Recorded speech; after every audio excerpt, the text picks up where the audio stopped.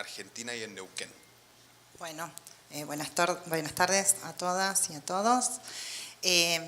Un segundo. Sí. El informe que hicimos Laura, Julián y yo, las dos somos las autoras. Laura es defensora penal pública y yo soy fiscal. Solamente se refiere a la provincia de Neuquén.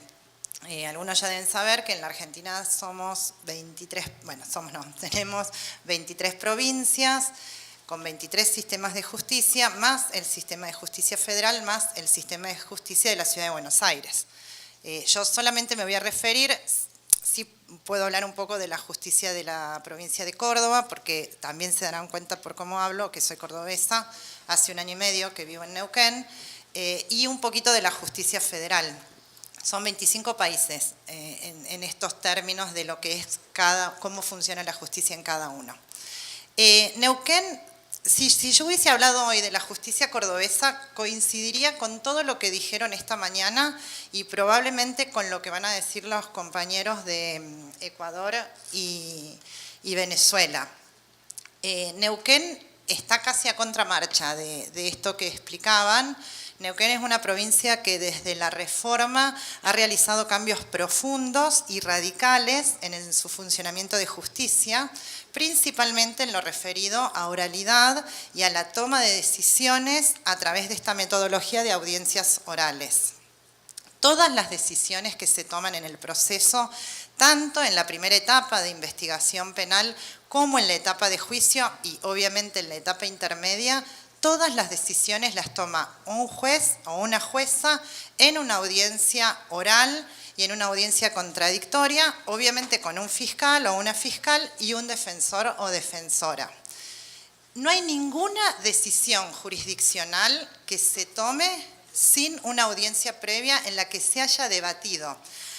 Hasta hay decisiones que esto se discute hoy en día y la verdad es que como no queremos volver atrás, no estamos de acuerdo con los planteos, pero decisiones como por ejemplo de sobreseimientos donde se está planteando si no se va a discutir el sobreseimiento, ¿por qué se toma en audiencia? Y así todo se va a profundizar, la idea es no retroceder y también seguir tomando esta decisión. Ahora, esto no significa que no haya problemas, ¿sí? Entonces, por regla, todo se toma en audiencia oral, todo se controvierte, las audiencias orales son públicas, salvo en donde está en juego la intimidad de una persona por tratarse de un delito sexual, pero en lo que hace a la calidad de litigación sí todavía se siguen viendo problemas, principalmente en la audiencia de la etapa intermedia. En Neuquén, y esto fue en general, no solo para lo que es litigación, pero hubo un proceso muy importante de implementación de la reforma. Fue una reforma muy trabajada, donde los actores se capacitaron todos, se reasignaron las funciones, los trabajos que estaban realizando y se capacitaron específicamente en técnicas de litigación. Entonces, por regla, nosotros cuando hacíamos el informe comparábamos. En comparación con otros lugares, la litigación es muy buena. Si uno la ve solamente adentro, uno podría decir es de buena a regular. ¿Y esto por qué? Porque muchas veces, sobre todo en la etapa intermedia, no se profundiza o no se discute en los términos que debería discutirse. Y esto no es responsabilidad de los jueces, esto es responsabilidad principalmente de los fiscales o los defensores que, un poco lo decía un compañero esta mañana, que llegan a la audiencia sin conocer su caso, que no saben bien para dónde están yendo. Esto se ve principalmente en la audiencia de etapa intermedia como en las audiencias de juicio, cuando no son juicios por jurados. Nosotros tenemos, bueno, lo que les explicaba antes, un poco adelantaba Juan José, una etapa de juicio tanto con jueces técnicos como en algunos casos juicios por jurados. En los juicios por jurados, en los que la decisión sobre la responsabilidad penal está en manos de 12 jurados populares, la técnica de litigación que se observa es mucho mejor que la que se observa en los casos de jueces técnicos.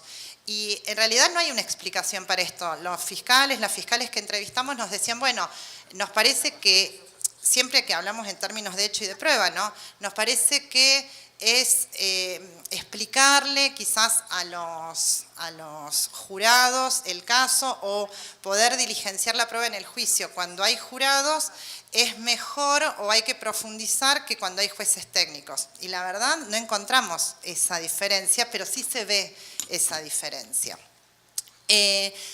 El problema, como decía, donde están las mayores, quizás donde se observan las mayores dificultades, es en la audiencia de etapa intermedia. Y lo que nos parecía con Laura cuando hacíamos el informe es que justamente no se logró entender la centralidad que tiene que tener esta audiencia de la etapa intermedia en un proceso penal. Entonces, pareciera que es una audiencia donde los jueces, en esto sí tienen un rol de, bueno, lo que se tenga que definir de última que se define en juicio, y las partes también vienen como más que nada a contarle al juez cuál es el caso que van a llevar a juicio. Y la defensa, y en esto ya no es tampoco un problema de la Fiscalía, sino ni de la Judicatura, sino de la defensa, no cuestiona la valoración que hizo la Fiscalía al momento de decidir que este caso tenía evidencia suficiente como para llegar a juicio, salvo cuando se realizan pedidos de sobreseimiento en el juicio. De la cantidad de audiencias totales que se hacen efectivamente de control de acusación o de etapa intermedia, en menos de un 10% se pide el sobreseimiento. Entonces esto nos muestra lo poco contradictoria que ha logrado convertirse esta audiencia y que quizás si fuese más contradictoria y realizaran el rol las partes que les corresponde, probablemente llegarían a juicio muchos menos casos que los que efectivamente llegan. La última, te lo juro. Lo último, el tema de las medidas cautelares. Como ya dije antes, todas las medidas cautelares se discuten en audiencia y nosotros, esto un poco lo vamos a hablar más adelante, tenemos el índice con menos presos en prisión preventiva de todo el país. En este momento hay 40 personas privadas de libertad en prisión preventiva en Neuquén y hay sobre un total de 500 personas que están 460 condenadas, 40 en prisión preventiva. Y siempre decimos, conseguir una prisión preventiva en Neuquén es lo más difícil.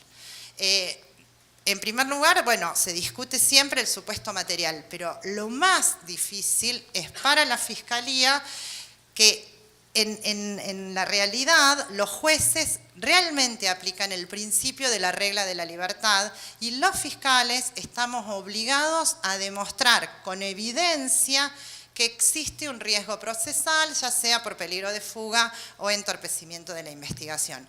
No solo que no podemos hablar en abstracto, sino que tenemos que llevarle evidencia al juez. Por eso es tan difícil. Y no solo en casos leves, en casos de homicidios, de lesiones gravísimas, de robos calificados con arma, es muy difícil hoy en día que un juez, si la Fiscalía no hizo bien su trabajo, le otorgue una prisión preventiva.